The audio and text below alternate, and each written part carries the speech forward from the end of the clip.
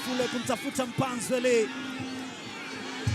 Mpanzu anaweka mbele, amefanikiwa. Eli Mpanzu anainua mpira lakini anakwenda kuchallenge mlinzi wa Mashujaa. Alipimwa uwezo akakubali kushindwa Mohamed Musa Salum, lakini alikwenda kuvuruga mipango ya Samuel Jackson Onditi. Imekuwa ni kona. Hata hivyo yuko pale Chama, ana assist 4, anatafuta assist ya 5. Chama anaiweka ile Clatous Chota Chama anaandika bao la 7 msimu huu. Ng'ombe ya Zeki Maini ni ujumbe mbele macho yako. Clatous Chota Chama anawaleta pamoja, wanasema tunayaweza ya. Muntari anakwenda kuteta jambo na mwamuzi, wanaandika bao mapema mno. Simba aliipeleka ile na ikajia moja kwa moja. Clatous Chota Chama mwamba Lusaka wanafanya uvuvi kinguvu hapa Lake Tanganyika. Simba imekuwa ni mapema mno. Stephen Becker anasema yes.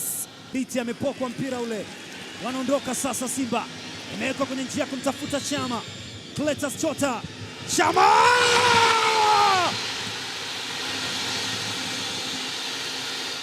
Clatous Chota Chama,